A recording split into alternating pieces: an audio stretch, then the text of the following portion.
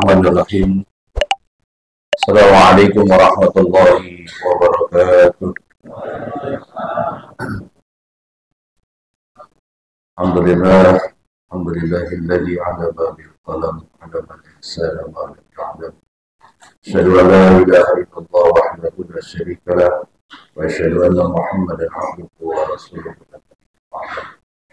Allahumma shalli wa sallim wa karim wa barik ala sayyidina Muhammadin wa ala alihi wa ashabihi wa ummatihi wa man tabi'ahum bi ihsan ila yaumil qiyamah. Yang kami hormati dan kami muliakan segenap pengurusan daripada Yayasan Masjid Jamiah Taqwa Bapak Winarso, Bapak Haji Wahid, dan juga segenap pengurus Ta'mir Masjid Jamiah Taqwa,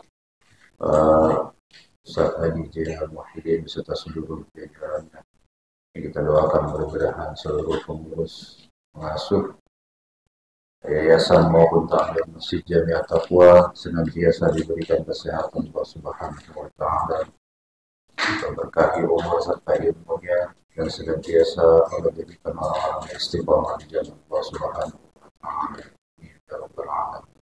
Para Bapak Ibu jamaah sekalian, insyaallah mudah-mudahan kita semua hadir dan berkumpul pada kesempatan subuh hari ini di masjid ini, di rumah Allah, senantiasa dalam lindungan rahmat Allah Subhanahu wa taala.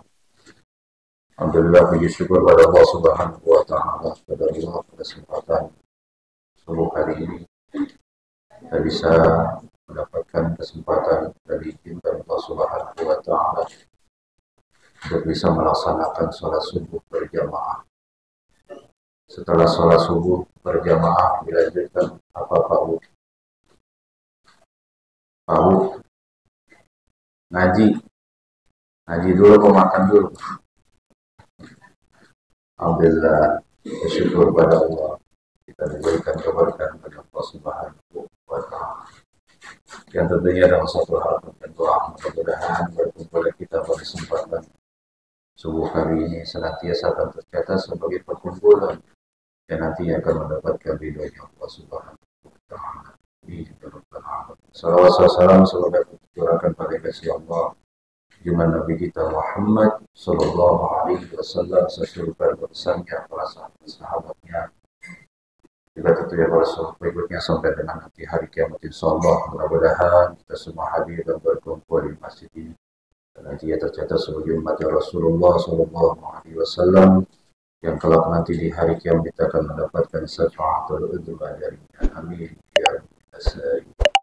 Bapak Ibu jamaah sekalian, Anda adik-adikku sekalian, insyaallah dirahmati dan dimuliakan Allah Subhanahu wa taala.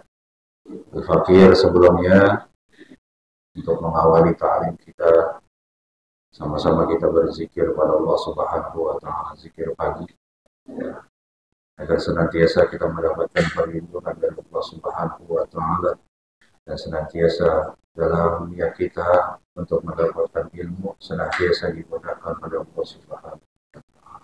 Amin ya rabbal alamin. Bismillahirrahmanirrahim. Raditu billahi rabban wa bil islami dinan wa bi Muhammadin nabiyya wa bi Muhammad sallallahu alaihi wasallam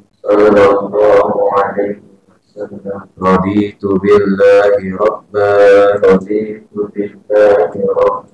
wa bil islami dinan wa bi Muhammadin nabiyya sallallahu alaihi wasallam raditu billahi rabban wa bil islami dinan wa bi Muhammadin nabiyya sallallahu alaihi wasallam. Subhanallah wa bihamdihi adada khalqihi ورضا نفسه وزينة عرشه ومداد كلمته بسم الله الذي لا يضر مع اسمه شيء في الأرض وهو السميع العليم الحمد لله رب العالمين. Enak gak Pak Bu? Dibaca nggak tuh? Kalau pagi dibaca Pak Bu ya, supaya apa? Ini masih berkaitan dengan hari ini yang kita bahas kajiannya tentang tafsir surat Al-Falaq. Udah ada yang pernah belajar atau bahas? Ada nggak Bu? Kalau baca saya yakin sering. Iya, tiap hari. Ada yang tiap hari? Bagus tiap hari. Ya. Karena surat Al-Falaq itu manfaatnya banyak. Kadang-kadang sesuatu yang kita anggap kecil, kita anggap sepele, tapi justru nilainya luar biasa, bermanfaat luar biasa. Betul nggak? Bismillahirrahmanirrahim. Kita bahas tentang surat Al-Falaq. Namun sebelum kita bahas tentang surat Al-Falaq, tadinya saya pengen ajak jamaah karena mendadak gitu ya. Jadwal saya tukeran dengan guru kita, Ustaz Zakaria ya. Nah, tadinya barangkali yang enak tuh kita bahas tentang tarhib Ramadan, persiapan untuk bulan Ramadan. Karena barangkali sebulan setengah ya, 1,5 bulan. Karena kita udah masuk di tanggal 12 bulan apa? Bulan Rajab Tarjib, yang artinya mulia, sesuatu yang bagus. Rajab tanggal 12, sekarang tanggal 12, besok Senin tanggal 13, pas pahalanya banyak tuh besok. Apa itu? Satu, puasa Yaumul Bid tanggal 13 berbarengan, bisa diniatkan untuk puasa sunnah hari Senin. Dan qadarullah puasa Yaumul Bid serta puasa Senin ya berada di bulan Rajab, bagian daripada arba'atu qurun, 4 bulan yang Allah muliakan. Ketika kita melakukan suatu amal kebaikan, maka Allah lipat gandakan melebihi di bulan-bulan lain. Ayyamul Bid saja ganjarannya luar biasa, surga. Belum puasa Senin, Kamisnya puasa Senin, belum lagi dilipat gandakan. Maka besok yang tidak berhalangan jangan dilewatkan pulangnya Pak Bu untuk puasa Ayyamul Bid, khususnya di hari Senin besok mulai. Ya, insya Allah Allah berikan kita kemudahan, Allah berikan kita kesehatan serta rezeki dan kemudahan sehingga kita bisa beramal ibadah kepada Allah Subhanahu wa Ta'ala, dan amal ibadah kita diterima oleh Allah Subhanahu wa Ta'ala. Amin ya Rabbal alamin. Jadi tarhib Ramadan itu penting kita persiapkan. Karena apa? Karena kalau kita ingin menjadi seorang yang pemenang atau juara, layaknya sebuah tim kesebelasan, itu harus apa? Harus latihan. Sebelum bertanding masuk di turnamennya, latihan dulu. Kadang-kadang latihan saja masih kalah Pak. Betul nggak? Latihan mulu, menang saja kata Benyamin. Dan di pelatih mulu, juara kagak katanya gitu. Ya, jadi persiapan saja yang sudah persiapan matang kadang-kadang nggak sukses, nggak menang, nggak juara. Kita pengen jadi pemenang. Nanti ketika di ujung Ramadan menjadi orang yang kembali Al-yaum waladat ummuhu, seperti hari di mana kita dilahirkan oleh ibu kita tanpa dosa. Pengen jadi pemenang, kita menjadi orang yang fitrah, Idul Fitri. Tapi sebelum sampai di situ persiapan dulu. Maka kata Nabi, di Ramadan itu orang yang berpuasa dan beribadah di dalamnya jihadil akbar, merupakan jihad yang besar. Raja'na min jihadil asghar ila jihadil akbar. Setelah berperang dikatakan kepada para sahabat, nanti kita akan kembali kepada jihad yang paling besar. Sahabat bingung, padahal berperang itu taruhannya nyawa. Masih dibilang asghar, masih dibilang kecil. Ada yang lebih besar, yaitu jihad melawan hawa nafsu, terutama di bulan maka perlu persiapan terhadap Ramadan. Dan saya kasih kisi-kisinya saja, Pak, sedikit, karena yang kita bahas nanti surat Al-Falaq. Karena saya sudah janji, kalau masalah 2 bulan yang lalu saya ngisi di sini, kita bahas tafsir surat apa? Surat An-Nas. Dan An-Nas itu biasa selalu bersanding, bergandengan dengan Al-Falaq. Ada yang mengatakan Al-Falaq dulu baru An-Nas. Yang lebih masyhur atau lebih banyak menafsirkan bahwasanya surat Al-Falaq itu bersanding atau berbarengan turun dengan surat An-Nas. Nanti kita bahas. Saya kasih kisi-kisinya supaya apa? Menjadi orang yang sukses beribadah nanti di Ramadan. Ikhtiar ya, Pak. Sama-sama kita ikhtiar. Soal hasilnya kita serahkan kepada Allah. Tapi sebelum kita berusaha, kita harus punya kisi-kisinya, punya rencananya, punya taktiknya. Apa yang pertama saya sarankan sebelum nanti masuk Ramadan dan beribadah di dalam, semoga Allah panjangkan umur kita, pertemukan kita dalam bulan Ramadan. Amin ya Rabbal. Saya sarankan Pak Bu banyak-banyak istighfar, banyak-banyak mohon ampun kepada Allah, itu yang paling penting. Jadi jangan yang dipikirin materi dulu, Pak. Ini harus punya duit dulu nih. Nanti buat sahur, makannya apa, bukanya apa. Ya, buat beli baju lebaran. Kadang-kadang yang dipikirin begitu. Wah, lebaran dan Ramadan dan dekat, lebaran dan pertama-tama apa? Banyak-banyak istighfar, mohon ampun kepada Allah. Karena apa? Percuma, mohon maaf. Orang yang diberikan keberkahan itu adalah orang yang mudah beribadah. Kan kita diajarkan doa ketika masuk di bulan Rajab. Allahumma fi Rajab wa Sya'ban wa balighna. Ya Allah, berkahilah umur kami. Yang diminta apa? Berkahnya umur. Agar apa? Diberkahi. Di mana? Di bulan Rajab maupun di bulan Sya'ban nanti. Yang dimaksud dengan berkah itu ziyadatul ta'at, bertambah taat. Jadi percuma kalau dibilang berkah itu adalah yang bertambah hartanya, bertambah uangnya. Ya. Tapi kalau nggak dipakai buat ibadah, percuma. Maka kita minta Allahumma barik lana fi Rajab, berkahi umur kami di bulan Rajab, yaitu umur yang berkah digunakan untuk ibadah. Maka sebelum kita mendapatkan keberkahan umur di bulan Rajab, banyak-banyak juga istighfar. Karena yang membuat terhalang orang itu berbuat baik, itu karena masih banyak dosa. Apa saja istighfarnya. Mau yang paling banyak, paling tinggi, Sayyidul Istighfar, silakan. Mau yang paling pendek, astagfirullah, astagfirullah, silakan. Ya. Apa saja doanya. Mau bahasa Indonesia, silakan. Yang penting satu, dengan niat mengakui bahwa kita punya banyak dosa.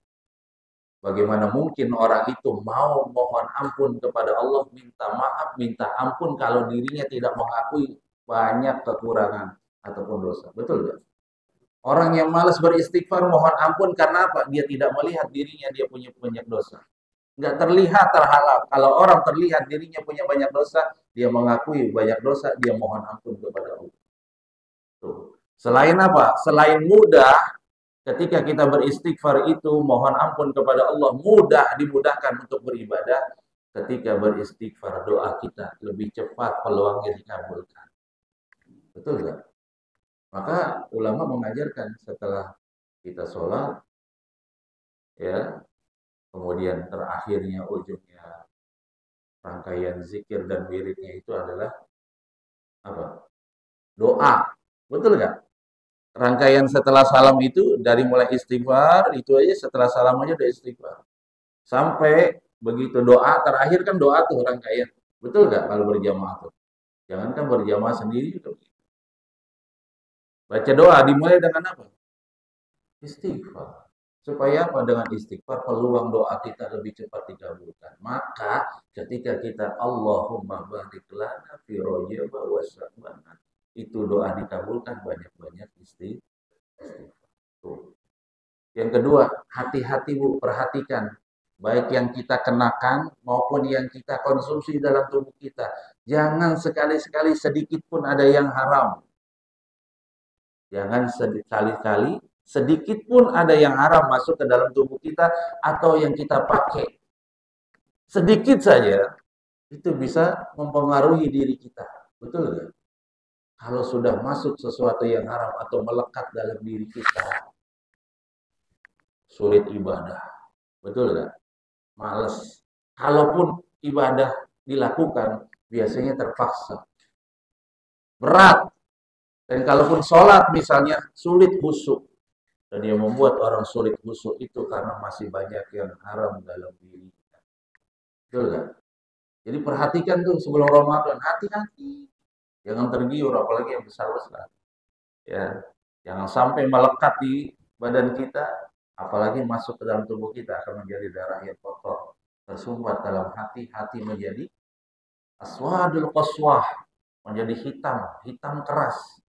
Kalau hitam keras susah mendapatkan ilmu, susah mendapatkan hikmah, susah mendapatkan nasihat, dan sulit untuk beribadah. Sekali lagi, kalaupun dia beribadah, biasanya terpaksa, berat, dan sulit khusyuk. Betul apa salah? Jadi perhatikan, banyak-banyak istighfar, banyak-banyak apa? Perhatikan diri kita, jangan sampai ada sesuatu yang yang ketiga tidak kalah pentingnya, Pak. Apa itu? Minta ridho. Kalau istighfar itu bisa jadi wasilah kita minta ridho kepada Allah agar kita bisa melaksanakan ibadah dengan memohon ampun. Berarti dosa kita kepada siapa? Dosa kita kepada siapa? Pada Allah.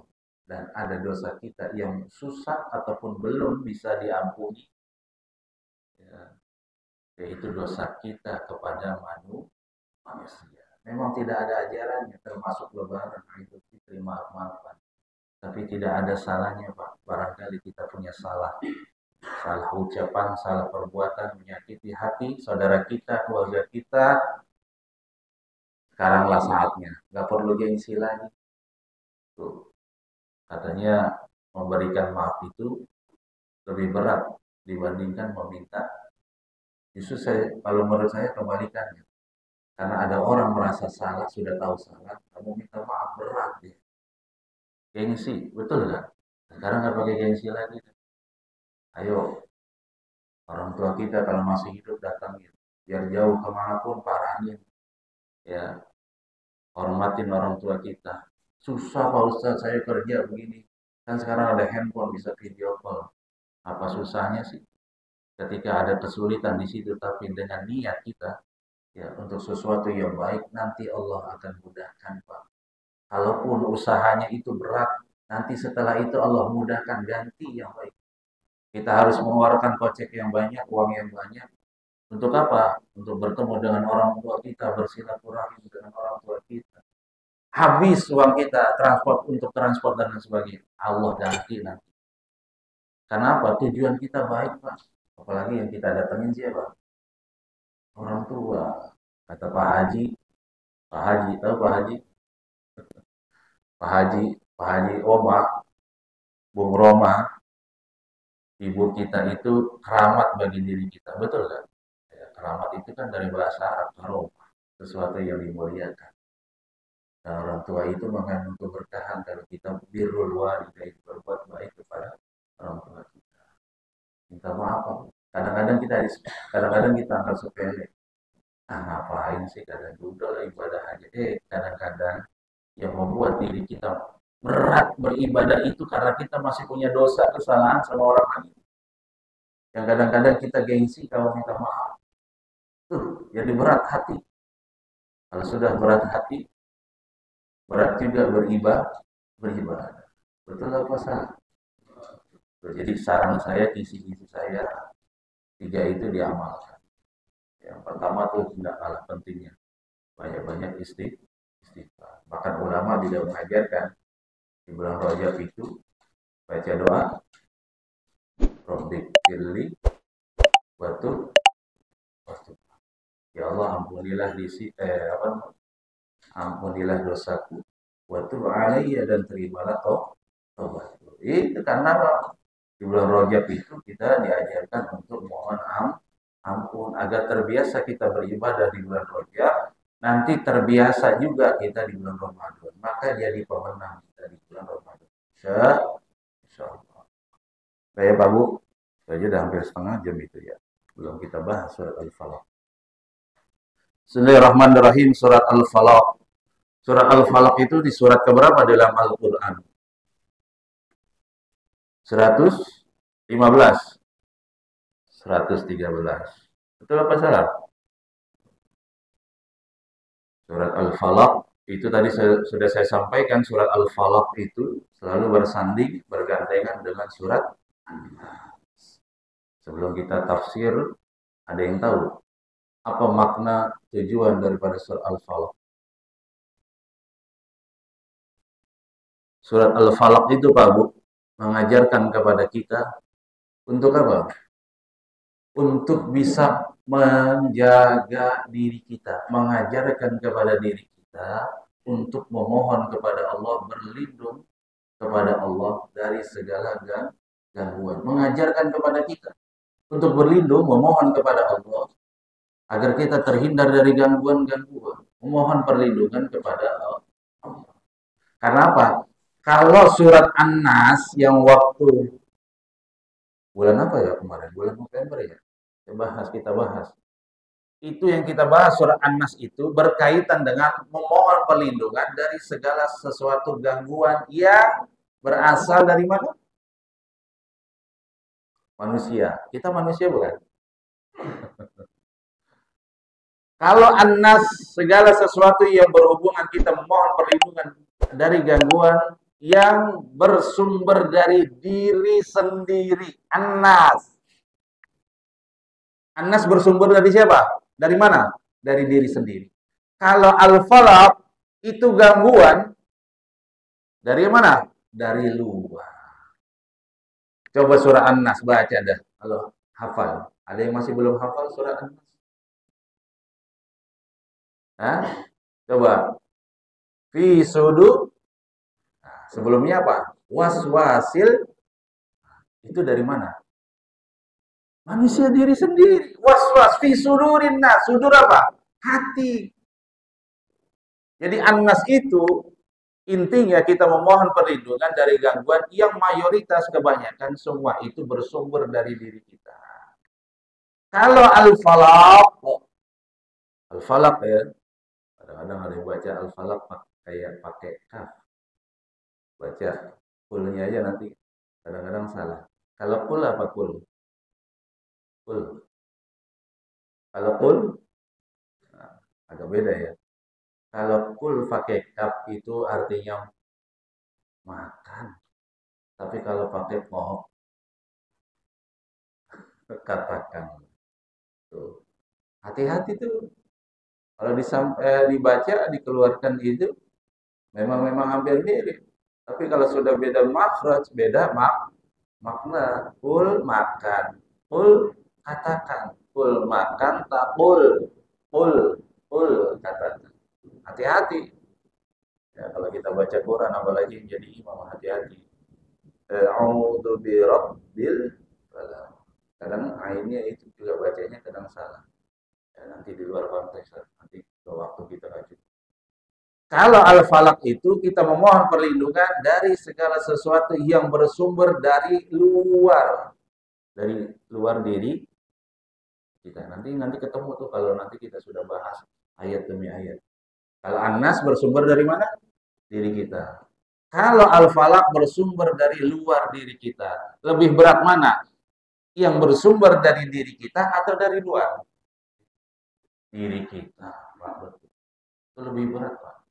Kalau dari luar, contoh apa yang kita lihat masih bisa kita hindari, masih bisa kita matiin. Segala sesuatu yang tidak baik. Tapi kalau dari diri sendiri susah. Makanya apa? Surat An-Nas itu kemarin kita bahas. Malikin nas ila sebelumnya apa? Rabbin nas. Berapa kali itu disebut Allah? Rabbin nas, Malikin nas, ila 3 kali kita sampai menyebut nama Allah. Untuk apa? Memohon perlindungan yang bersumber dari diri kita. Tapi kalau di surat Al-Falaq, berapa kali menyebut nama Allah? Qul a'udzu birabbil, sekali doang. Betul nggak? Tapi bukan meremehkan surah Al-Falaq, enggak. Tapi memang Allah itu luar biasa mengajarkan kita. Ada surat yang dibaca sebagai sifat, sebagai obat, memohon perlindungan dari gangguan yang bersumber dari diri kita, yaitu An-Nas, maupun yang bersumber dari luar diri kita, surat Al-Falaq. Maka dua ini selalu bersandingan, selalu disebut dengan surah Mu'awwidzatain. Surat apa? Mu'awwidzatain. Dua ta'awud. Ya. Ini nggak bakal lepas. Jadi kalau kita baca An-Nas, pasti kita baca Al-Falaq. Kita baca Al-Falaq, nggak mungkin kayaknya kurang seret nggak baca. Betul nggak? Bapak, Ibu, barangkali kalau setiap yang rutin malam Jumat, tahlilan, itu selalu bersanding, Pak. Ada yang baca surat Al-Fatihah, Al-Baqarah di ayat 1-5, kemudian baca An-Nas, Al-Falaqnya ditinggal. Ada nggak? Enggak. Itu juga termasuk surat atau ayat ruqyah. Dan nggak bisa terlepaskan, Pak. Al-Falaq dengan An-Nas. Bahkan, jangankan nunggu malam Jumat, kalau tahlilan, setiap malam, setiap hari, itu selalu kita baca kalau pengen tidur. Baca ada. Itu sunnahnya begitu. Baca surat Al-Ikhlas, Al-Falaq, An-Nas, dan ayat kursi.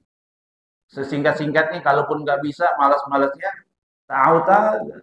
A'udzubillahi minasyaitonir rajim. Sambil dikibas-kibasin kasurnya atau tempat yang kita pengen tiduri. Ya, digebuk-gebuk ini apa namanya? Kibas-kibas, dibersihin sambil kita baca. Itu minimal banget. Tapi kalau itu apa namanya? Kalau ada waktu bisa khusyuk, bisa tenang baca. Sama baca la ilaha illallah wahdahu la. Disebutkan dalam hadis kalau kita baca itu dalam keadaan mati, tidur itu mati apa hidup? Mati. Nggak bangun-bangun lagi misalnya. Ya, insya Allah jaminannya surga. Balik lagi, Al-Falaq. Ya, jadi itu maknanya, tujuannya mengajarkan kita untuk memohon perlindungan kepada siapa? Kepada Allah. Berarti di situ menandakan kita itu nggak ada apa-apanya, Pak. Betul? Betul nggak? Betul. Pertama, menandakan kita itu nggak ada apa-apanya. Ternyata kita itu makhluk yang lemah. Sampai harus diajarkan memohon perlindungan kepada siapa? Kepada Allah. Dan yang kedua, mengajarkan bahwasannya yang namanya hidup selama kita hidup di dunia itu nggak akan enak-enak aja. Betul nggak? Pasti akan ada gangguan termasuk dari luar. Maka kita diajarkan lewat Nabi disuruh katakan, ya Nabi, qul a'udzu birabbil falaq. Katakanlah ya Muhammad, mohonlah perlindungan kepada Allah, Rabbil falaq. Nah, sekarang saya tanya di ayat pertama itu atau di nama suratnya Al-Falaq. Apa arti Al-Falaq? Subuh. Subuh ya? Subuh apa pagi? Subuh, pagi sama aja. Subuh apa pagi? Nah, jadi begini, nanti banyak tafsirannya, termasuk yang masyhur. Yang masyhur itu memang subuh atau pagi. Subuh, sobahan. Ya, sekarang ini waktu subuhi, waktu subuh. Subuh itu antara sahur. Apa itu sahur? Sahur. Ya, waktu sahur. Waktu sahur sampai ke fajar. Fajar itu apa? Fajar itu ketika sudah mulai muncul matahari. Ya, mau pagi. Ya, betul enggak? Nah, dari sahur di neraka itu nanti ada seperti kubangan atau bilang jurang lah paling dalam. Ya, Al-Falaq. seperti jurang di dalam neraka. Pernah ke neraka? Waliyadzubillah. Digambarkan seperti itu para ahli tafsir. Ya, itu apa namanya tempat yang paling dalam, jurang atau saya bilang kubangan. Ya, paham ya maksudnya ya? Nah, itu al-falaq itu diartikan seperti itu. Nah, tadi diartikan satu al-falaq itu diartikan waktu pagi atau waktu subuh. Yang kedua, cahaya yang dibelah kegelapan atau malam keluarlah cahaya. Yang ketiga, apa? Seperti jurang atau lubang atau kubangan di dalam neraka. Kira-kira tiga itu ada yang salah atau benar semua? Benar semua, Pak. Karena yang menafsirkan itu ulama, bukan saya, bukan ulama jadi-jadian. Ulama beneran, ulama dahulu, para ahli mufassir. Tapi memang yang paling masyhur itu diartikan al-falaq adalah waktu pagi. Sebenarnya sama saja, hampir berkaitan. Kalau dibelah itu yang keluar cahaya kan itu waktu pagi. Kalau pagi itu kan udah pengen nongol matahari, kelihatan sinar-sinar, agak oranye-oranye gitu. Kalau bahasa Inggrisnya namanya sunrise. Apa sunset? Sunrise. Kalau sore, kalau nggak pakai botol namanya sasetan. Nggak apa-apa ya Bu, sedikit saja. Nanti kapan-kapan kita bahas. Kenapa kita itu dilarang rumin doki, banyak tertawa nggak boleh. Sedikit saja boleh. Karena Nabi itu bercanda Pak. Dan bercandanya nggak berlebihan. Ya, tuh jadi kenapa tiga-tiganya itu betul? Sekarang saya katakan, qul a'udzu birabbil falaq. Katakanlah aku berlindung dari kepada Tuhan al-falaq. Tadi diartikan falak itu waktu subuh, al-falak itu diartikan sesuatu cahaya yang diterbelah, membelah kegelapan, dan al-falak itu adalah kubangan atau jurang yang ada di dalam neraka. Aku berlindung kepada Tuhan yang Dia memiliki waktu subuh. Aku berlindung kepada Tuhan yang memiliki cahaya. Betul? Aku berlindung kepada Tuhan atau kepada Allah yang Dia memiliki jurang di dalam neraka. Nah, nyambung nggak? Nyambung, karena semua itu milik Allah. Nggak ada yang punya orang lain. Semua itu milik Allah. Jadi tiga-tiganya betul. Tapi memang yang paling masyhur al-falaq itu diartikan waktu pagi atau subuh. Tuh. Sekarang saya tanya, qul a'udzu birabbil falaq. Masih ingat apa itu Rabb? Tuhan. Ada saya punya teman ya, seorang pemulung, tapi dia lulusan pesantren. Alfiah aja dia hafal. Ya, dia pernah mengingatkan saya begini. Kemarin kan rame-rame itu ada hari besar di tetangga kita ya. Saya itu nggak punya Tuhan dan nggak pernah menyebut nama Tuhan. Allah, betul, betul nggak? Tapi saya katakan Allah itulah Tuhan dan saya tidak menganggap di luar agama lain itu punya Tuhan. Kalaupun saya sebut Tuhan itu untuk agama saya yang saya sembah, maka saya menganggap Tuhan itu cuma satu-satunya, ahad. Gitu. Dia juga nggak salah, betul. Luar biasa itu akidahnya, walaupun seorang pemulung. Bapak Ibu barangkali hampir setiap hari lihat beliau itu bawa apa namanya, bawa gerobak, termasuk jamaah saya juga kadang-kadang suka ngisi, bukan ngisi, hadir di talim saya, kita ke rumah. Orang pemulung pas pesantren. Kadang-kadang dia kalau lupa sholat, dia datang ke rumah saya. Dia menangis. Kadang apa namanya, mohon ampun kepada Allah, doain biar bisa sholat. Apalagi kalau menjelang hari raya, beliau itu datang ke saya. Biarpun seorang pemulung, Pak, ternyata luar biasa. Buat zakat fitrahnya dan sedekahnya di Ramadan luar biasa besar. Termasuk buat anak-anak yatim. Datang ke rumah. Itu seorang yang fakir, seorang yang miskin. Datang ke rumah saya, minta berwasilah mencari ridhonya Allah. Kalau setiap hari barangkali kalau di jalanan Bapak Ibu pernah lihat, karena nggak kenal nggak tahu. Tapi barangkali hampir setiap hari, kadang-kadang sama anak istrinya dibawa naik gerobak. Tuh, dia bilang apa? Saya nggak pernah menyebut nama Tuhan. Ya, bukan berarti dia nggak punya Tuhan. Ya, karena dia bilang yang disebut dengan Tuhan itu, yang menyebut nama Tuhan itu adalah agama di luar agama kita. Betul nggak, Pak? Assalamualaikum. Kayaknya serius banget. Apa itu Rob? Kembali lagi Rob. Kemarin kan kita bahas Robbin Nas, sekarang Robbil Falaq. Apa itu Rob? Allah atau Tuhan, betul nggak? Nah, secara spesifik masih ada yang ingat?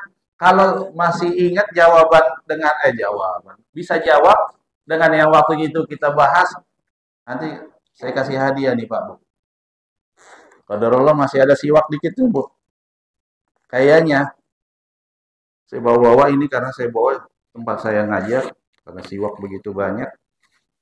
Saya bagi Bu. Nanti kalau yang jawab betul ibu-ibu kasih bapak-bapaknya atau ibu-ibu boleh silakan. Karena sapam banyak yang datang ke rumah saya ya jamaah ibu-ibu atau perempuan profesinya security aja masih pakai gini ya perempuan. Jadi bagi ini ada yang masih tahu nggak apa itu rob? Minimal 3 makna tuh. Satu rob itu diartikan ya Allah. Maknanya, ayo kalau nggak ada yang bisa jawab saya masukin lagi di sini. Apa-apa Bu. Rob, dialah yang menciptakan. Allah, dialah yang menciptakan. Rob, dialah yang memberikan. Rob.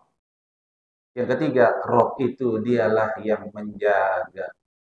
Seluruh dunia dan isinya dialah yang menciptakan. Rob, Allah. Allah lah dia yang memberikan. Memberikan apa? Seluruh nikmat. Baik yang ada di langit maupun yang ada di bumi. Dan Rob dialah yang menjaga seluruh yang ada di langit maupun di bumi. Itulah Rob Allah. Ya saya jawab dah. Kan dicatat ya Bu? Masih ada nggak tuh Bu catatannya? Nah, kalau ibu-ibu, ya saya tahu suka nyatet. Nah, tuh. Jadi diingat, oh iya. Kenapa? Walaupun banyak ikhtilaf dalam makna tersebut, tapi setidaknya mengingatkan kepada diri kita, oh iya, saya ini nggak ada apa-apanya. Ternyata Allah lah yang menciptakan saya, Allah lah yang memberikan kenikmatan semuanya, dan Allah lah juga yang menjaga diri saya. Itulah Rob. Ya, termasuk dalam surah Al-Fatihah. Rabbil alamin. Qul a'udzu birabbil falaq. Katakanlah, ini yang menyuruh siapa? Yang menyuruh siapa? Allah. Yang disuruh siapa? Hah? Manusia. Manusia itu berarti banyak. Ya. Belum sampai situ dulu. Yang disuruh adalah Nabi Muhammad. Untuk nanti disampaikan kepada kita. Yang membawa siapa? Malaikat Jibril alaihi salam. Wah. Lihat Bu. Di situ ada kata kul, katakanlah yang menyuruh, yang memerintahkan adalah Khalik, sang pencipta, Allah. Dialah yang aziz, yang mulia, yang akbar, yang agung. Ya, mulia. Yang menyuruh adalah zat yang mulia, yang disuruh adalah makhluk yang mulia, yang membawa adalah makhluk juga yang Nabi Muhammad itu makhluk yang mulia, paling mulia, manusia paling mulia, betul gak? Yang diperintahkan adalah malaikat Jibril yang membawa Sayyidul Malaikah. Kalau Nabi Muhammad apa? Apa? Sayyidul Mursalin, Nabiin wal Mursalin. Betul gak? Nah, jadi penghulunya, pemimpinnya, makhluknya Allah yang paling mulia. Dua-duanya itu diperintahkan. Dan yang dibawa itu adalah sesuatu yang mulia, yaitu Al-Qur'an. Maka jadilah mulia ayat ini, surat ini menjadi mulia. Karena apa? Yang memerintahkan adalah zat yang mulia. Ya, yang disuruh diperintahkan adalah orang makhluk yang mulia, yang membawa pun adalah makhluk yang mulia. Maka orang kalau baca surat Al-Falaq lagi sering-sering, insya Allah akan menjadi orang yang benar apa betul? Ya, enak apa? Ya, nanti dibaca ya Pak Al-Falaq. Qul a'udzu birabbil falaq. Diperintahkan kepada Nabi Muhammad untuk disampaikan kepada umatnya. Ya, terutama ini sebenarnya asbabul nuzulnya. Karena apa? Nabi Muhammad itu tidak pernah terlepas daripada gangguan termasuk yang dari luar dirinya. Apalagi dia berdakwah. Tuh. Ya, maka diperintahkan untuk apa? Memohon perlindungan kepada Allah. Dialah penguasa di waktu subuh, dialah penguasa yang memiliki cahaya, dialah penguasa yang memiliki kubangan atau jurang di dalam neraka. Nah, itu menandakan kita itu tidak ada apa-apanya. Dan yang pasti dalam hidup itu pasti ada gangguan, Pak. Pasti nggak akan pernah ada yang terlewatkan. Ya, dari gangguan, dari godaan kepada diri kita dari di luar dari diri kita. Kemudian yang kedua, di surat di ayat yang kedua, qul a'udzu birabbil falaq min syarri ma khalaq. Di sini diartikan syar. Syar itu artinya apa? Min artinya apa min? Dari syar kejahatan atau keburukan, tunggal. Jamaknya surur. Ya, surur. Itu jamak dari kata syar, keburukan. Ya. Kita memohon apa dari keburukan? Min syarri ma khalaq. Dari keburukan ciptaan siapa? Ciptaan Allah. Ya. Tapi diartikan karena ada ma di situ diartikan ya ciptaan yang dibuat daripada ciptaan manusia. Itu lebih berbahaya. Tapi tidak semua. Kenapa? Karena kalau diartikan makhluk, enggak semua ciptaan Allah itu tidak tidak berbahaya atau tidak buruk karena di situ ada kata syar. Lawan kata dari syar apa? Khair, kebaikan. Maka kita selalu diajarkan, Allahumma inni as'aluka khairuha wa khairu ma fiha. Kan ketika kita berada di suatu tempat, kita berdoa kepada Allah begitu. Sampai, ya Allah, aku memohon kepadamu kebaikan dan kebaikan yang ada di dalamnya. Allahumma inni as'aluka khairaha wa khairu ma fiha. Kemudian kita berlindung kepada Allah setelah minta kebaikan, wa na'udzu bika min syarri min syarri fiha wa ma fiha. Ya, kita berlindung kepada Allah dari keburukan dan keburukan yang ada di dalamnya. Tuh. Jadi kita minta agar kita diberikan kebaikan, khair, dan berlindung na'udzubika min syarri dari keburukan yang ada di dalam tempat tersebut. Kan kita diajarkan seperti itu ya. Kalau sudah nyampe itu minta Allahumma inni as'aluka khairaha ya wa khairu ma fiha. Minta kebaikan dan kebaikan apapun itu dan kebaikan yang ada di dalam tempat tersebut. Supaya apa yang kita datangi itu menjadi sesuatu yang bermanfaat. Min syarri ma khalaq, dari keburukan makhluk-makhluknya Allah.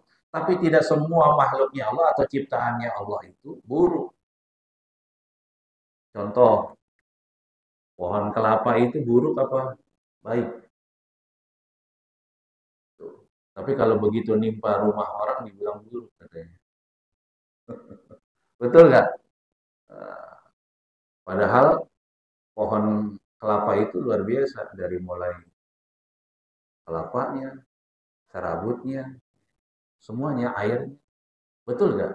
Nah, jadi tidak semua ciptaannya Allah itu buruk. Memang keburukan itu berasal dari Allah, tapi di situ diajarkan oleh ahli tafsir, jangan pernah sekali-sekali bahwa datangnya keburukan itu dari Allah. Jangan. Walaupun kita tahu Itu untuk menguji manusia, tapi jangan pernah katakan keburukan itu dari Allah. Tapi katakanlah keburukan itu datang dari diri kita sendiri, betul nggak? Dan dari orang lain atau makhluknya Allah. Tuh, ada pengajaran seperti itu, Pak. Ya, di sini dikatakan jangan pernah mengatakan, karena apa? Kalau kita mengatakan bahkan meyakini dalam hati kita, kalau syar ma khalaq, keburukan dari makhluknya Allah, ciptaannya Allah itu bersumber dari Allah, Allah yang kasih. Kadang-kadang manusia itu bisa apa? Bisa bersuudzon kepada siapa? Pada Allah. Kan banyak orang bersuudzon. Kalau ditimpakan masalah, musibah, bencana, kadang-kadang yang dia pikirin, dia ingat kepada Allah, tapi keburukan. Betul nggak? Ngeluhnya sama Allah. Ngomong sama Allah, dia jelek-jelekan. Allah itu nggak adil, katanya. Kenapa saya dapat dia nggak? Saya ketimpa dia nggak? Betul apa salah? Nah, itu yang lebih buruk tuh. Jadi jangan pernah meyakini itu datang dari Allah. Tapi kita paham. Kalau sudah meyakini itu, gawat, Pak. Maka kita meminta berlindung kepada Allah min syarri ma, itu di ayat keberapa? Di ayat kedua. Kemudian di ayat ketiga, wa min syarri ghasiqin idza waqab. Wa min syarri ghasiqin idza waqab. Ghasiq. Apa itu ghasiq? Malam, gelap. Bukakan Qur'annya, terjemahannya di mana? Di handphone ada. Wa min syarri ghasiqin idza waqab. Dan aku berlindung dari keburukan ghasiq. Ghasiq. Gelap. Malam. Atau diartikan malam. Idza waqab. Apabila dia sudah apa? Waqab apa artinya? Datang. Atau masuk. Duhul. Dakhala. Masuk. Persamaan kata dari kata dakhala. Masuk. Ya. Aku berlindung kepada Allah dari waktu malam atau waktu gelap ketika dia sudah datang. Nah, kira-kira kalau kita berpikiran itu kira-kira waktunya kapan? Min syarri ghasiqin idza waqab. Maghrib, Pak, betul. Berlindung kepada Allah dari waktu gelap atau waktu malam. Idza waqab, apabila dia sudah masuk atau dia sudah datang. Kalau belum datang berarti masih terang enggak? Masih terang. Kalau sudah masuk berarti waktu gelap, waktu malam. Dan waktu malam itu kapan? Maghrib. Ketika matahari sudah tenggelam. Itu baru sunset. Betul? Betul enggak? Nah, itu baru sunset bahasa Inggris. Kenapa kita disuruh berlindung dari waktu tersebut? Kenapa, Bang? Nah, Bapak Ibu pernah kecil atau pernah dulu punya anak kecil, selalu diingatkan dan mengingatkan. Kalau udah maghrib nggak boleh keluar, betul? Kenapa? Betul, memang betul, Pak. Setan itu dua, dari kalangan minal jinnati, setan dari jin, makhluk halus, ya, yang dia sifatnya sayatin, setan, itu jin kafir, betul? Ada, tapi juga ada setan dari golongan manusia. Aku berlindung kepada Allah di waktu malam, menjelang malam ketika dia masuk. Nah, itulah kenapa kita disuruh berlindung dari waktu malam.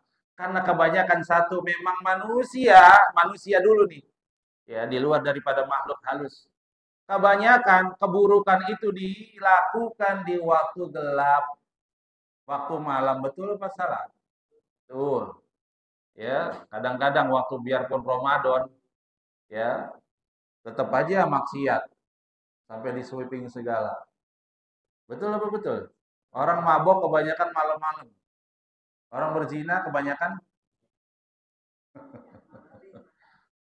maling begal kebanyakan malam. Yang nekat aja siang.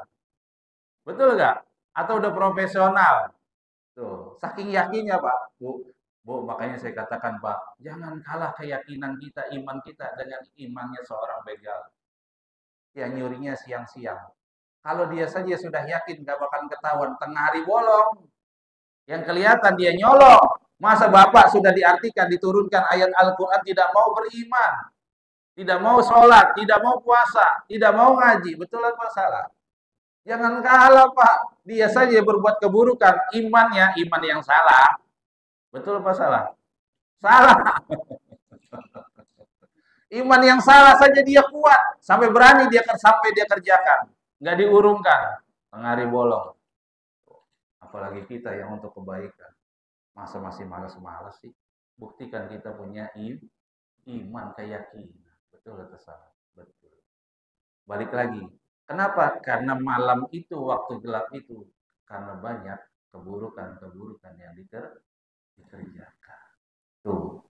Yang kedua, kita juga diajarkan untuk memohon berlindung di waktu malam karena ternyata banyak paku setan. Setan itu lebih senang bergentayangan di waktu malam, terutama di waktu maghrib. Karena tadi diajarkan anak-anak itu suruh masuk, bukan cuma suruh masuk, di rumah itu semua harus ditutup jendela, pintu. Bahkan wadah makanan, gelas, kalau terbuka harus sunnahnya begitu supaya tidak ada jin kafir, tidak ada setan di dalamnya. Betul atau salah? Itu kan sunnah kita diajarkan. Cuma setan itu demennya malam, walaupun setan itu juga ada siang. Karena setan itu tadi minal jinnati benar. Karena setan kalau dari manusia itu adalah sifatnya seperti setan. Pangkalnya itu dari mana? Pangkalnya dari iblis. Iblis disebut dengan jin. Nanti jin itu ada yang dia beriman kepada Allah, ada yang kafir. Semua berasal dari iblis. Ya, iblis itu istilahnya rajanya, bosnya. Dan iblis itu jauh lebih pintar, Pak, ahli Quran. Ya, dia itu kan apa namanya ilmunya banyak, yang dulunya bahkan mengajarkan malaikat Azazil. Ya, iblis itu kan mengajarkan malaikat dahulunya sebelum diperintahkan untuk bersujud kepada Adam. Tapi dia tidak mau. Kan kesalahannya cuma satu, dia menjadi penghuni neraka. Apa? Kesombongannya. Bukan karena dia ahli maksiat, bukan karena dia suka berbohong, bukan karena dia korupsi, bukan karena dia membunuh, bukan karena dia mabuk, bukan karena dia berjudi, berzina dan lain sebagainya. Melawan kepada orang tua, tapi yang membuat iblis menjadi penghuni neraka karena kesombongan. Dan dimulai dari kesombongan nanti akan mengikut keburukan-keburukan yang lain. Termasuk nanti yang kita bahas tentang hasad. Karena nanti Al-Falaq itu berkaitan dengan penyakit hasad. Nanti kita lanjutkan ayatnya. Ya. Tuh, jadi kita memohon untuk berlindung kepada Allah di waktu apa? Waktu malam. Jadi Pak Bu ini sangat diperhatikan penting-penting baik-baik. Ketika waktu masuk malam, maka mohonlah perlindung kepada Allah termasuk zikir pagi dan petang. Sebelum masuk waktu malam, waktu sore itu tadi yang kita baca, turuni itu billahi robba, bismillahilladzi la yadurru ma'asmihi saymu fil ardi wala fis sama. Baca a'udzu bikalimatillahi tammati min syarri ma khalaq, berlindung dengan nama Allah yang baik min syarri ma khalaq, dari keburukan-keburukan makhluknya Allah. Baca itu. Kenapa? Kalau kita diawali dalam setiap waktu itu tidak memohon perlindungan kepada Allah, berat rasanya Bu untuk menjalankan aktivitas itu yang baik-baik. Kenapa? Dari awal kita sudah lupa kepada Allah. Bagaimana ketika kita ingin mengingat kepada Allah? Dari awal saja kita sudah lupa memohon perlindungan kepada Allah. Padahal kita sudah diajarkan. Kita itu disuruh meminta perlindungan kepada Rabbil Falaq, Rabbil Nas, Rabbil Alamin. Ya Bu? Halo, Assalamualaikum. Masih hidup? Ya. Nggak apa-apa Bu. Nanti saya bahas, saya nanti curhat sedikit ya di akhir sebelum kita tutup ta'lim kita. Ya, memang begitu. Kalau orang kalau orang kafir itu pengen tidur saja harus ngeluarin kocek yang banyak. Beli obat biar bisa apa? Bisa tidur. Capek, stres katanya nggak bisa tidur. Tapi kalau orang beriman, orang Islam, gampang Pak, Bu, gratis. Apa ya obatnya? Datang aja ke majelis taklim. Betul, Pak. Betul. Enggak, saya enggak nyindir, Pak. Enggak apa-apa, enggak masalah. Saya lebih menghormati orang yang datang ke majelis taklim, dia tertidur. Kenapa saya hormati? Saya respect kepada mereka karena mereka masih mau hadir. Satu, menghormati dirinya, yang kedua menghormati yang mengajarkannya. Itu saya respect, Bu. Dia masih mau hadir. Kalaupun misalnya dia karena terlelap, capek dan lain sebagainya, itu mah manusiawi. Yang penting dia sudah hadir, insya Allah ada pahalanya. Walaupun barangkali kalau dari awal sampai akhir dia isinya tidur, kira-kira pulang bawa ilmu nggak? Nah, tapi setidaknya bawa pahala. Saya lebih hormat, istilahnya kalau sekarang, saya lebih angkat topi kepada orang tersebut.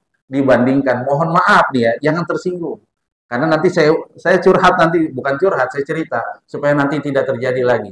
Di akhir ta'lim saya. Saya lebih menghormati orang yang tersebut dibandingkan ketika ada seseorang bicara, ada satu musyawarah, tapi di dalamnya ada musyawarah yang lain. Paham maksud saya? Ada orang berbicara, tapi berbicara. Gitu. Nah, makanya waktu, mana pas Ustadz Sehari? Ya, waktu di apa story-nya, pemberitaan itu kemarin yang mengajar Ustadz Zakaria. Beliau tulis yang bikin siapa Ustadz? Itu apa namanya? Iklannya itu. Nah, itu di situ ada tulisannya adab di atas ilmu, betul kan? Adab di atas ilmu. Nanti ada berkaitan dengan apa yang saya ceritakan nanti. Tuh, jadi kita harus mendahulukan adab dibandingkan ilmu. Jadi ketika ada seseorang berbicara, menyampaikan, kita bisa menahan diri kita untuk tidak berbicara juga. Kalaupun tertidur, saya masih menghormati. Tuh, nanti ada kaitannya dengan saya cerita. Ya, Pak Bu. Benar nggak, Bu? Kadang begini, Pak Bu, menahan lisan itu memang lebih berat. Betul nggak? Karena kata Ruhut Sitompul, lidah itu tidak bertulang. Betul Pak Bu? Ya. Jangan tersinggung ya Bu, jangan sakit hati Pak. Saya mohon maaf gitu. Saya hanya mengajarkan. Karena bukan kepada saya saja, siapa saja nanti yang berdiri atau duduk di sini menyampaikan. Tadi adab didahulukan dibandingkan ilmu. Tuh, sampai mana tadi itu? Min syarri ma khalaq wa min syarri ghasiqin idza waqab. Itu di ayat ke-3. Kemudian di ayat keempat, wa min syarrin naffatsati fil. Naffats itu apa naffats? Naffats. Tiup. Ditiupkan apa dihembuskan? Apa bedanya ditiupkan dan dihembuskan? Gak apa-apa lah waktu kita. Ini penting Pak Bu, ya. Kadang-kadang ada ilmu yang kita anggap sepele justru masuk. Kadang-kadang kita yang nggak tahu nggak jadi tahu. Nafasati fil. Nafas. Coba Bapak Ibu baca nafas pakai sa kecil kan? Nafas. Ketika baca, coba paham. Baca. Pelan-pelan aja, yang penting dibaca. Nah, ketika Bapak Ibu, nih nanti ada nafakha, ada nafas. Nafakha itu tadi yang Bapak Ibu bilang, tiup. Karena apa? Ada malaikat meniup sangkakala atau kita barangkali, mohon maaf kemarin, walaupun nggak boleh. Anak-anak kecil, niup trompet. Tahu trompet? Ditiup, itu yang keluar apa? Yang keluar udara. Itu ketika ditiupkan keluar. Itu masuk. Keluar atau masuk? Masuk. Udaranya ke dalam mana? Ke dalam trompet, makanya dia berbunyi. Itu nafas. Tapi kalau nafasati fil atau nafas itu dihembuskan, dia keluar nggak masuk. Coba tadi Bapak Ibu baca ketika baca nafasati fil, ada angin nggak yang keluar? Ada nggak? Coba sekali lagi biar yakin. Nah, betul nggak? Nah, itulah ya hembus. Jadi lebih tepatnya dihembuskan. Ada juga mengartikan ditiupkan, ya sama saja sebenarnya. Tapi kalau spesifik lebih detail begitu. Ada angin yang dia masuk ke dalam, tapi ada angin yang begitu dia keluar nggak masuk, langsung keluar. Seperti kita baca nafas, ada anginnya kan keluar. Ya, cukup dari mulut saja ya Pak Bu. Anginnya keluar, jangan dari bawah. Cukup dari mulut saja. Nah, itu ada angin yang keluar, Bu. Itulah nafas. Kenapa nafas? Karena dulu ya banyak itu penyihir-penyihir, terutama bukan hanya wanita, tapi di sini spesifik dijelaskan nafasatifil uqad. Uqad itu nanti kita bahas. Nafas itu adalah penyihir perempuan. Yang dia apa? Menghembuskan atau meniupkan dalam artian kata. Itu di mana? Simpul-simpul yang dia buat. Kalau orang bilang sekarang apa sih namanya itu? Santet. Betul nggak? Kalau pakai ya, boneka atau apa-apa, ukot itu namanya simpul. Ya, jadi ada simpul. Makanya hati-hati saya katakan begini, walaupun barangkali ini ikhtilaf, ada perbedaan, bukan sunnah dan lain sebagainya. Ketika motong kuku dan motong rambut itu kalau bisa langsung diambil kemudian dikubur, jangan buang sembarangan apalagi ditinggal. Karena bagian dari anggota tubuh kita itu bisa dibuat santet. Betul nggak? Selai rambut, beberapa helai rambut bisa diambil, diikat, ukot, menjadi buhul-buhul, simpul-simpul. Nah itu dihembuskan. Yang tadi yang nggak sakit, tiba-tiba sakit. Makanya begini, ada orang datang ke dokter, rumah sakit, Pak ini nggak ada penyakitnya, sehat-sehat aja. Tapi kita ngerasain sakit. Bukan kita ya, saya nggak pernah, alhamdulillah. Tapi ada yang bercita gitu. Nah itulah karena kita nggak memohon perlindungan kepada Allah. Maka kita diserang tuh, barangkali ada orang yang nggak senang dengan kita. Betul? Betul. Kadang-kadang makannya pakai nasi biryani, keluarnya paku. Ada nggak gitu? Ada nggak? Ada Pak. Itu biasanya di luar di daerah-daerah terpencil itu masih ada Pak. Banyak saya dapat kisah seperti itu. Kenapa? Karena kita tidak berlindung kepada Allah. Tuh, makan nasi keluarnya paku, muntah paku, dan lain sebagainya. Itu kita. Karena memang ada penyihir. Dan saya katakan, yang jadi dukun, yang jadi penyihir sekarang ini, sebenarnya udah ketinggalan. Dari dulu sudah ada. Maksud kita diajarkan untuk membaca surat Al-Falaq. Itulah nafasati fil uqad. Dihembuskan, ditiupkan, apa namanya, buhul-buhul, simpul-simpul tali. Untuk apa? Untuk menyantet orang. Tuh, jadi kita memohon perlindungan dari hal tersebut. Karena Nabi juga pernah mengalaminya. Maka diperintahkan oleh Allah untuk berlindung kepada Allah dari penyihir-penyihir. Yang mayoritas penyihir itu ada nggak penyihir laki-laki? Ada, tapi lebih banyak. Nah, makanya dikatakan nenek. Mohon maaf ya nenek. Nggak ada kakek sihir. Ada nggak? Karena memang kebanyakan perempuan disebut nenek. Kasihan si nenek ya, dibawa-bawa. Iya. Penyihir aja gitu ya. Jadi nenek dibawa-bawa. Tapi ini penting Pak Bu, memang begitu Pak. Barangkali saya yakin ya, di antara Bapak Ibu punya kenalan, tetangga, saudara, keluarga, barangkali pernah mengalami hal-hal yang seperti itu. Baik, ya itu Pak. Sebelum kita barangkali sama, mohonlah perlindungan kepada Allah. Baca surah Al-Falaq minimal sehari sekali ketika kita pengen tidur baca. Karena itu memang sudah ada Pak. Dibilang itu mistik, ya memang mistik. Tapi memang ada kenyataannya. Dibilang zaman modern sekarang udah nggak ada Pak Ustadz, siapa bilang. Sekarang ada, lebih halus bahkan. Bener nggak?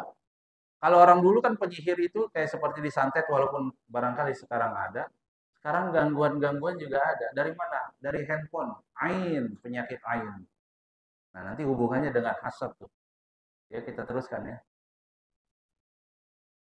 Wa min syarrin naffatsati fil uqad wa min syarri hasidin, dari keburukan hasad. Beda kalau pakai bahasa Arab hasad itu bahasa Indonesianya iri dengki. Betul. Tapi kalau bahasa Indonesia hasud. Beda lagi artinya. Hasud itu mengajak orang, dipengaruhi. Untuk apa? Mengikuti apa yang menjadi keinginannya, perintahnya. Yang ini hasad. Ya, hasad itu iri dengki. Nah, apa itu iri dengki? Dan berasal dari manakah iri dengki itu? Atau pernah mendengar apa iri dengki itu? Ayo yang bisa jawab saya kasih siwak nih. Pak, Bu, harus tahu, Pak. Kenapa? Kalau kita nggak tahu, kita sulit menghindar, Bu. Nanti kalau sulit menghindar, kita akan begitu, Bu, mengerjakan. Apa itu iri atau dengki? Ya, apa? Coba, ada mic-nya nggak? Siapa yang mau jawab? Saya kasih siwak nih. Daripada nganggur, saya pengen dapat pahala dari siwak ini. Nggak apa-apa, Bu, kita santai aja. Saya ada acara, tapi santai. Ya, karena saya tahu barangkali nanti ada penutupan ya, Pak. Ya, itu udah 50%, Bu. Mau 100%, kalau 50% saya potek nih. Nggak apa-apa, Bu. Nanti diambil ya, Bu. Ya, nanti diambil di sini. Udah betul. Nah, itulah hasad. Tidak senang melihat kesenangan orang lain. Atau kalau mau 100%, dia pengen kesenangan yang ada di dalam diri orang lain itu hilang. Dan kalau bisa, kesenangan dalam diri orang lain itu ada dalam dirinya. Itulah hasad. Tuh. Jadi itu baru 50% ya, Bu. Tidak senang melihat kesenangan orang lain. Kalau mau 100% itu dia pengen kesenangan itu hilang. Bahkan kesenangan itu ada dalam diri. Itulah iri dengki. Dan hasad, iri dengki itu berasal dari mana? Ini hati-hati tuh. Tadi masih berkaitan dengan iblis. Dari apa? Dari apa? Dari kesombongan. Sombong. Orang kalau udah sombong, iri aja. Betul gak? Atau kebalikannya, dimulai dari iri, orang itu menjadi sombong. Betul gak? Jadi hati-hati itu. Dengan sifat hasad, iri dengki kepada orang lain. Yang tadinya orang itu baik, bisa dianggap ya menjadi orang yang tidak baik. Karena kedengkiannya, karena keiriannya. Hati-hati, ini penyakit luar biasa. Hati-hati. Maka kita banyak-banyak membaca surat Al-Falaq. Tapi ada dalam hadis, diajarkan dalam syariat, kita masih diperbolehkan punya sifat iri. Kayaknya siwak saya udah mulai habis nih. Boleh nggak ada kita punya sifat iri? Boleh. Dengan dua orang. Nah, siapa yang bisa jawab? Siapa dua orang itu? Satu, ya orang yang beribadah. Atau orang dalam bahasa hadisnya, orang yang diberikan keutamaan memahami Al-Quran, kemudian dia mengamalkannya. Tuh, dia diberikan keutamaan memahami ilmu, termasuk Al-Quran di dalamnya, kemudian dia amalkan. Dengan ilmunya, dengan Al-Qurannya, maka dia banyak beribadah, ahli ibadah. Yang kedua, kepada orang yang diberikan banyak kekayaan atau rizki, dan rizki itu dia gunakan untuk bersedekah, atau bisa dibilang menjadi orang yang dermawan. Jadi kita boleh iri kepada orang yang berilmu kemudian diamalkan. Yang kedua, orang yang diberikan kekayaan tapi dia dermawan, bukan pelit. Itu boleh. Supaya apa? Termotivasi diri kita untuk menjadi orang yang mau menuntut ilmu, mencari ilmu, kemudian kita bisa amalkan. Yang kedua, kita bisa mencari kekayaan ketika kita sudah dapat kekayaan, termotivasi diri kita untuk bersedekah. Tuh. Paham? Nyambung nggak tuh? Kamu ya? Udah dicatat? Ya, atau ibu-ibu mah udah tahu itu ya. Tapi siwaknya cuma satu sih sayangnya. Besok saya bawa selusin dah, insya Allah.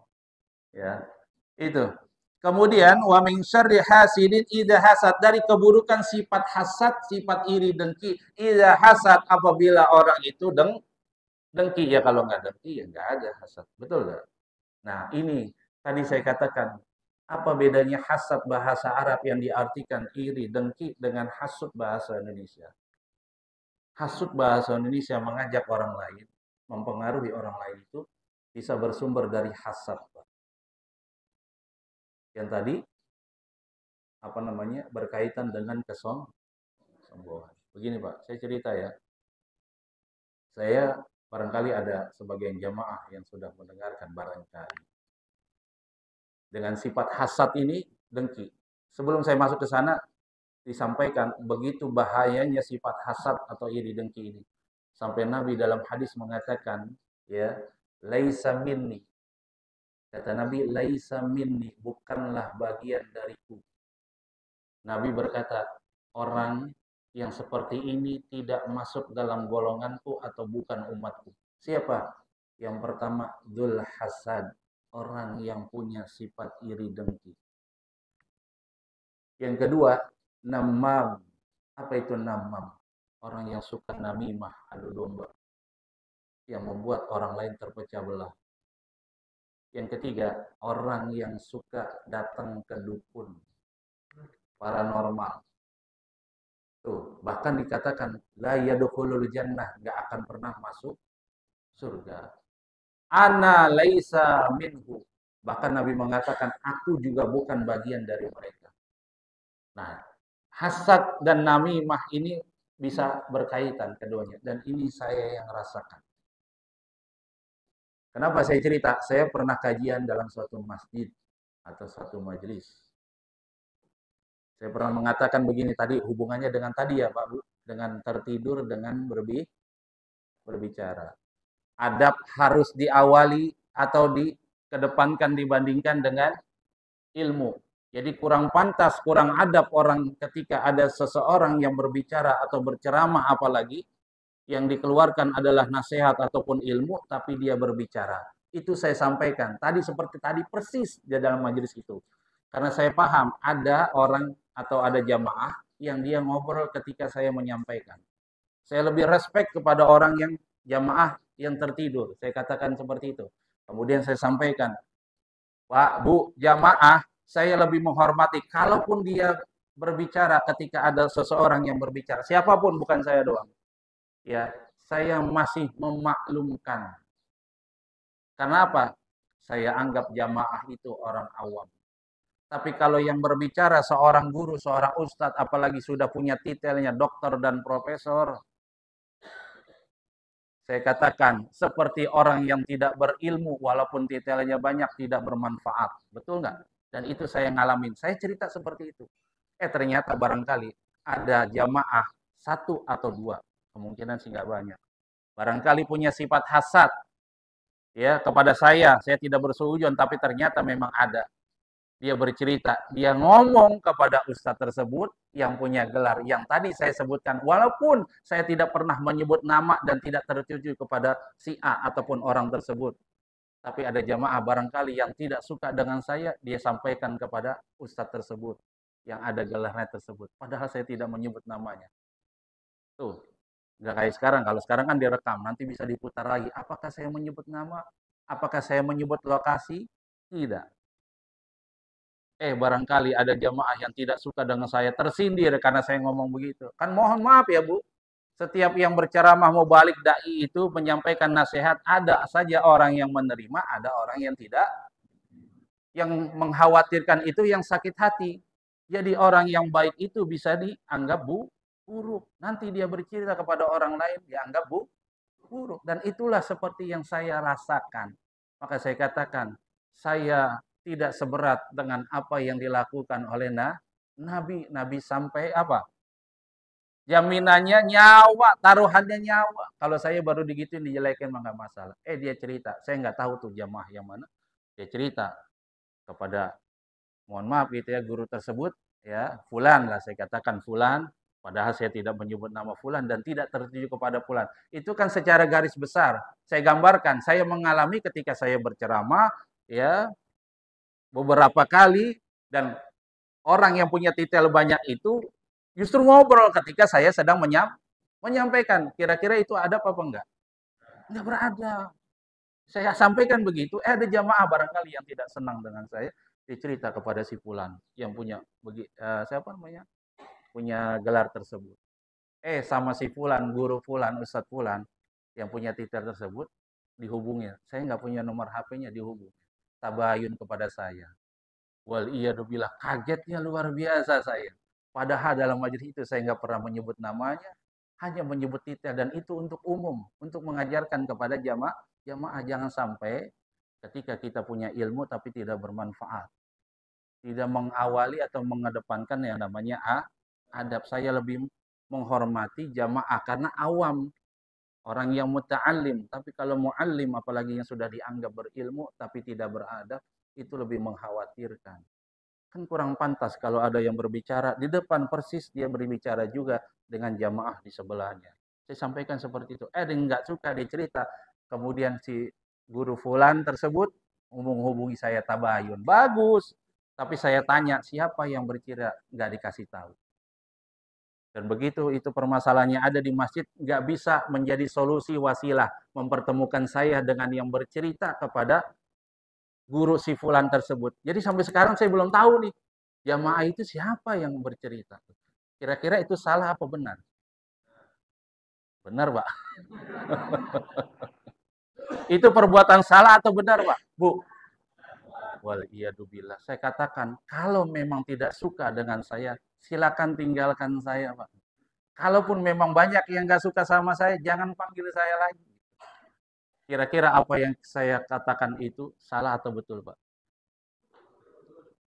Herannya begini, Pak. Kalau misal disebut titel, berarti semua mubalik dai itu tidak boleh ketika ceramah itu menyebut titel, Pak. Gawat nggak tuh, Pak? Gawat, Pak. Bahkan dalam Al-Quran saya sudah disebutkan Fir'aun, itu jelas disebutkan Fir'aun. Tapi saya itu tidak pernah menyebut nama. Cuma saya menggambarkan, mengilustrasikan jangan sampai ketika kita punya ilmu, apalagi sudah gelarnya banyak, tapi seolah-olah tidak punya adab. Padahal diajarkan adab itu didahulukan daripada ilmu. Ada yang nggak suka cerita. Tabayun ke saya, wal iyadzubillah, kaget saya. Saya sampaikan begini, begini, begini. Oh, kebetulan qadarullah di masjid tersebut tidak seperti di At-Taqwa, yang barangkali ada rekamannya. Nanti bisa dilihat.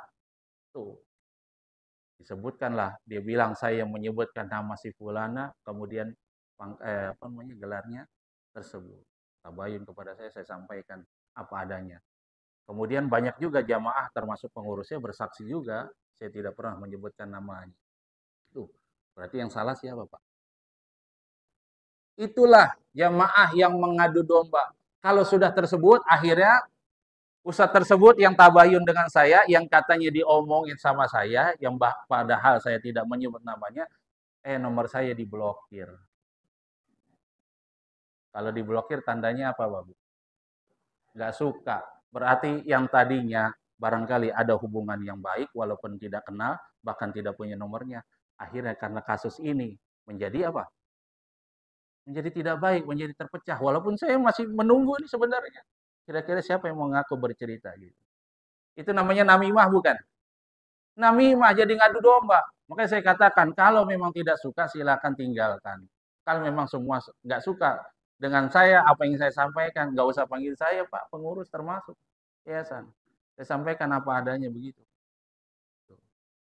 Karena saya tahu, ya, setiap ketika kita melakukan suatu kebaikan, tidak semua orang akan suka kepada, dan itu sudah saya buktikan. Dalam kehidupan, nggak semua orang itu akan suka dengan kita. Betul nggak? Dan itu saya rasakan, Pak. Tapi ternyata saya tidak bersedih, Pak. Kenapa? Dengan kasus ini, masalah ini, Justru saya senangnya luar biasa. Kenapa Bu kira-kira? Nah, sampai hari kiamat sebelum orang itu bertabayun bahkan meminta maaf, walaupun dalam hati saya sudah memaafkan, setidaknya lebih mengakui itu lebih gentleman. Nanti saya koreksi ya bahwa antum itu salah, ada kekurangan. Itu lebih menghormati saya. Sampai dengan detik ini pun tidak dikasih tahu. Padahal kalau yang bertabayun kepada guru si fulan itu yang menelpon saya, si guru itu ngomong kepada saya kan lebih jelas. Selesai itu bisa solusinya. Tapi saya anehnya, kenapa nggak dikasih tahu namanya? Saya pun nggak akan marah-marah kok kepada orangnya. Cuma saya jelaskan. Khawatir begini Pak, jamaah tersebut yang ngomong kepada guru si fulan itu, khawatir dia justru tidak ada di dalam majelis itu. Barangkali dia dengar di luar sepotong-sepotong. Kan ada kemungkinan pertama dia salah mendengar. Betul nggak? Nah, yang kedua, karena dia tidak tahu, barangkali dia tidak ada di majelis ini. Betul nggak? Karena dia berada di luar. Atau karena dia tidak ada di sini, dia mendengar dari orang lah, jamaah yang lain yang barangkali separuh tertidur, separuh melihat. Betul nggak? Nah, karena separuh tertidur, separuh melihat, separuh mendengarkan, akhirnya terputus informasinya. Dia ceritakanlah kepada orang yang nggak hadir. Nah, orang yang nggak hadir itu dapatnya juga sepotong-potong. Baru dia cerita kepada si Ustadz Fulan. Wal iya. Pikir kalau saya yakin yang hadir kebanyakan orang dewasa, kenapa sifatnya kayak anak kecil, Pak? Betul nggak? Kalau nggak suka dengan saya, tinggalkan saja. Betul nggak? Kayak anak kecil begitu ya. Iya begitu. Heran saya. Tapi saya sampaikan kenapa saya senang luar biasa. Karena sampai dengan detik ini orang tersebut tidak meminta maaf kepada saya, tidak bertabayun kepada saya. Berarti ada dosa-dosa saya yang dikurangi, insya Allah. Karena ada satu kisah, ada seorang yang bukan ahli ibadah, ibadahnya biasa-biasa saja. Nanti begitu di hari kiamat ternyata di mizan ditimbang, timbangannya luar biasa banyak pahalanya. Dia terkaget-kaget. Loh, saya ini bukan ahli tahajud, bukan ahli Quran, bukan ahli duha, bukan ahli Senin Kamis. Tapi ternyata di hari kiamat pahala saya begitu banyak, lebih daripada gunung. Ternyata selama hidup ada yang menyakiti, ada yang menggibahi dirinya. Sampai dia mati belum sempat meminta maaf kepada dirinya. Itulah kenapa pahala dari orang yang menggibahinya dilemparkan kepada dirinya. Masya Allah. Jadi hati-hati Pak, gibah saja bisa merusak amal ibadah kita. Apalagi ini sampai namimah. Dia kan gibah itu, menceritakan tidak sesuai fakta. Dan kalau sudah tidak sesuai fakta, jatuhnya bukan gibah lagi. Dan fitnah itu sampai apa? Nama atau qatar. Bahasa lainnya qatar dalam bahasa Arab itu namimah, adu domba. Dan tahu nggak ada pernah ibu sebelum kita tutup ada satu hadis yang dikatakan ketika barangkali Nabi itu dalam suatu perjalanannya dengan malaikat Jibril alaihissalam ketika melintas melihat ada kuburan yang di dalamnya ada orang yang disiksa sangat luar biasa. Syaddul adab, adabnya itu azab, ya diazab itu sangat keras. Ada dua. Ada yang tahu siapa orang yang ada di dalam kuburan itu, dua golongan itu? Yang pertama, orang yang toharonya, bersucinya nggak bersih. Dia sholat tapi masih ada najisnya yang tertinggal. Tuh, tapi dia tetap laksanakan sholat. Dia tahu nih nggak bersih, nah itu siksanya luar biasa. Itu golongan pertama, nggak bersih dan bertoharo. Ya, yang kedua, nama orang yang mengadu domba. Kenapa? Karena orang yang mengadu domba itu, ya dosanya sampai apa? Sampai hari kiamat dan menjadi dosa jariah. Sebelum dia meminta maaf, maka dia akan terus mengalir dosa. Betul nggak? Maka begitu besar dahsyatnya siksa orang yang nggak mau. Makanya hati-hati begitu pemilu juga kemarin saya lihat, wah ya billah, hati-hati Pak Bu, kalau nggak tahu nggak usah ngomong, nggak usah ketik-ketik, hati-hati. Takut apa? Apa yang kita ketik, apa yang kita sampaikan itu menjadi adu domba. Kita berdoa saja, minta pemimpin yang baik, beriman, yang soleh, betul nggak? Nanti soal hasil urusan Allah. Kalaupun ada kekurangan, kecurangan, kesalahan yang dilakukan dalam hal, misalnya nabrak-nabrak hukum dan itu mau urusan mereka, dosa-dosa mereka, betul nggak? Sambil kita memohon kepada Allah agar diberikan pemimpin yang baik cukup. Lihat orang begini saling menghujat, akhirnya menjadi mengadu domba, yang lain terpengaruh. Ya, sama barangkali bisa jadi satu keluarga antara suami dengan istri beda pilihan jadi berantem. Gara-gara apa? Temannya di kantor bilang begini, si Fulan begini, Fulan begini, Fulan begini, si A begini, calon si Fulan begini. Akhirnya antara suami dengan istri pecah. Malas ah. Ayah ini pilih si A. Agak dimasakin, agak dibikin kopi. Dosa nggak ada? Hati-hati, nama atau qadda dalam bahasa Arab itu namimah, adu domba itu luar biasa. Itu saya cerita kenapa barangkali ya nanti jamaah mendengar sedikit-sedikit tentang isu-isu tersebut. Memang ada apa adanya seperti itu, tapi saya sampaikan saya tidak pernah melakukan hal tersebut.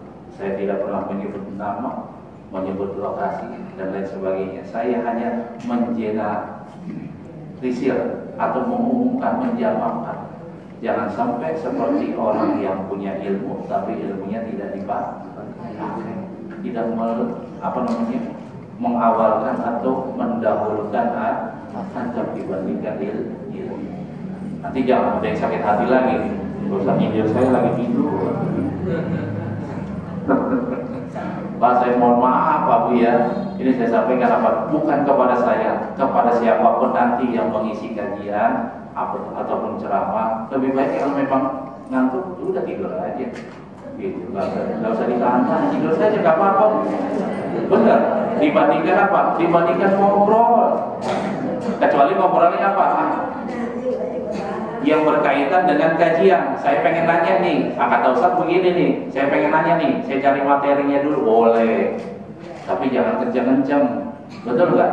Iya, sampai kedengaran arisan tanggal berapa gitu saya. Itu ya Bu, hati-hati. Maka kita baca, banyak-banyak baca surat Al-Falaq agar terhindar dari penyakit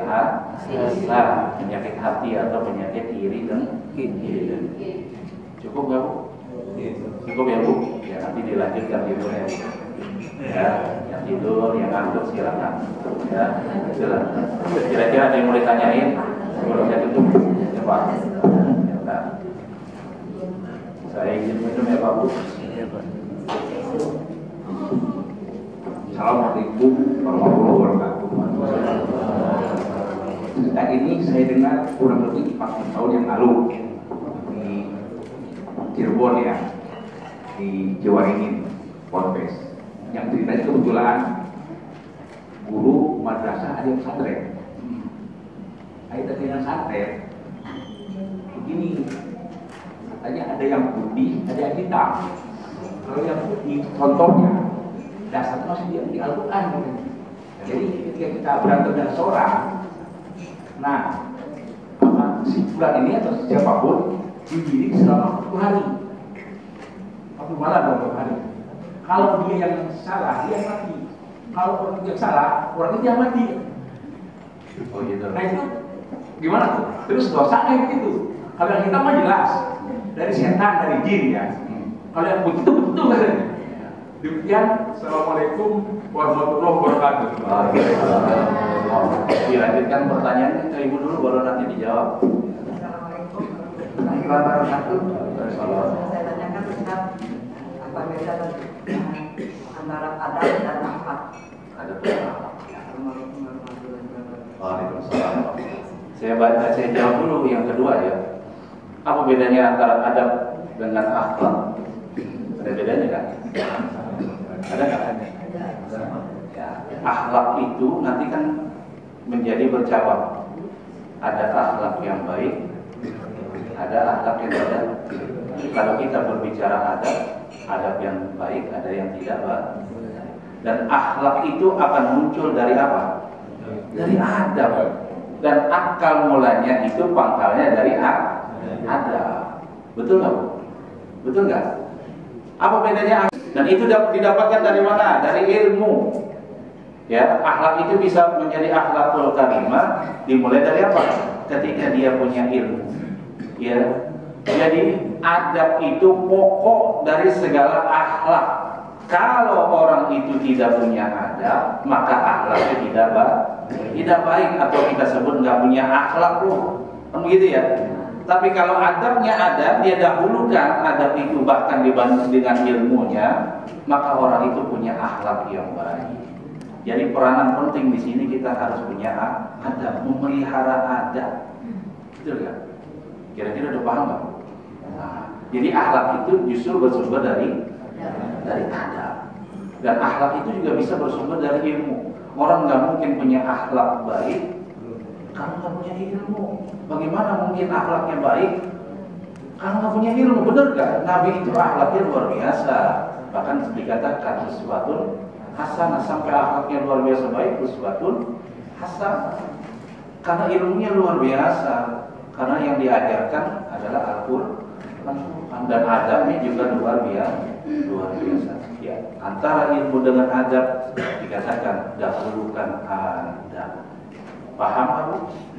Kira-kira masuk kan, Bu? Nanti kalau kurang pas boleh ditelepon saya, WA saya, nanti kita jelaskan. Insya Allah. Ya, kemudian tadi berkaitan antara apa? Hitam, ilmu hitam, ilmu putih. Sebenarnya ilmu itu baik, Pak. Atau boleh dikatakan sebenarnya ilmu itu putih. Tadi seperti 10 hari apa tadi? 10 hari kalau nggak didapat 40 hari diri. Iya, 40 hari. Kalau yang dirinya salah, dia mati. Mati orangnya? Iya, kalau yang salah itu jalan dirinya, yang musuh dia. Oh, misalnya ada 2 orang nih. Kalau yang dia wirid ini benar, berarti yang satunya mati. Tapi kalau dia salah, yang mati dirinya. Dan itu kejadian. Benar ada? Benar yang kita lihat. Begitu. Tadi makanya kita belajar tentang nafasatil uqad, ya, berkaitan dengan mistik dan spiritual. Itu memang sulit untuk dijelaskan, tapi ada. Betul nggak? Betul. Itu kalau boleh dibilang zaman sekarang spiritual, mistik. Tapi memang ada, tapi memang sulit dijelaskan. Tapi begini, yang namanya ilmu itu termasuk yang tadi dibilang goib itu, apakah dia hitam atau putih? Ilmu itu sebenarnya putih, Pak. Bersumber dari Al-Quran, ada zikirnya, ada wiridnya dari ulama. Ketika dia menjadi ilmu yang hitam, digunakan untuk sesuatu yang salah. Betul nggak? Coba bayangkan begini, jangankan zaman Nabi. Bapak Ibu percaya nggak kalau begitu dilemparkan, diketuk itu tongkat, kemudian terbelah itu laut, Bapak Ibu percaya nggak? Percaya nggak? Kalau kamu punya ilmu percaya nggak? Nggak percaya, tapi itu mistik ya kalau dibilang. Mistik tapi ada, itulah ilmu putih. Tapi begitu dilemparkan misalnya untuk ngerjain orang itu tongkat, ya kan bisa berubah jadi ular tongkatnya. Betul nggak? Digunakan untuk sesuatu yang tidak baik, itulah menjadi ilmu yang hitam. Dan termasuk tadi nafatsati fil uqad, itu ada, tapi digunakan untuk sesuatu yang tidak baik, itu menjadi ilmu hitam dinamakan. Padahal nggak ada ilmu hitam. Ilmu itu putih atau baik. Ilmu itu semua baik, tapi karena digunakan dengan sesuatu yang tidak baik dan masuk atau berada di tempat yang salah atau di orang yang salah, maka jadilah ilmu itu salah. Berkaitan dengan tadi, kalau zikir dia benar kemudian mati, itu benar, memang itulah setan. Itulah sudah takdir. Pak Bu begini, pernah dengar ramalan? Oh nanti kalau misalnya ini ya akan terjadi seperti ini, atau misalnya ada yang pernah meramal bola. Wah si Mbah ini bener nih, sering bener nih ramalannya. Pernah dengar begitu berita? Itulah setan. Setan, Pak. Sebelum kejadian itu terjadi, setan itu sudah melihat, bahkan sudah mendengar bisikan dari Allah melalui malaikatnya yang akan terjadi. Disitulah dibisikin kepada orang yang salah. Besok ini begini nih, pasti udah benar. Padahal memang itu sudah takdirnya Allah. Kalaupun itu terjadi misalnya mati, memang itu sudah takdirnya, bukan karena apa yang dikerjakannya. Kalaupun dia tidak wirid, memang sudah waktunya mati, modal yang modal. Betul gak? Tuh, nah karena cara kita memahaminya tentang kodrat, makanya kita kan dalam rukun iman itu di terakhir ada rukun iman, namanya percaya kepada kodok dan nah itu baru jangan cuma dihafalin doang, tapi diyakini, diamalkan. Nah berkaitan dengan tadi itu sebenarnya ilmunya benar, wiridnya benar, tapi dengan cara yang salah. Bahkan bukan caranya yang salah, niatnya pun salah. Betul gak? Nah ada juga yang diajarkan, apa itu mubahalah, masih diperbolehkan. Saking sudah mentoknya mubahalah. Ya, tahu nggak mubahalah? Nah itu diperbolehkan kan? Masih diperbolehkan. Tapi kalau ada cara yang lain, silakan cara yang lain. Kita boleh bersumpah, ya. Tapi hati-hati, bersumpah dengan apa? Bersumpah dengan nama Allah. Bersumpah dengan yang lain, dengan nama yang lain, bahkan kepada Nabi pun nggak boleh, Bu. Ya, itu masih boleh diajarkan. Jadi sesuatu yang mistis itu ternyata memang ada, ilmu-ilmu seperti itu ada. Dan itu datangnya memang dari Al-Quran, karena memang diajarkan ada. Nabi Musa diberikan mukjizat, bahkan Nabi Muhammad diberikan mukjizat, bahkan ludahnya pun bisa menyembuhkan orang lain, tiupan mulutnya bisa menyembuhkan orang, itu kan mistis. Tapi itu diajarkan oleh siapa? Oleh Quran. Itu ilmu yang baik, ilmu putih. Tapi kalau diniatkan dengan yang tidak baik, dengan cara yang tidak baik, jadi itulah bisikan setan. Tuh, jadi tadi berkaitan dengan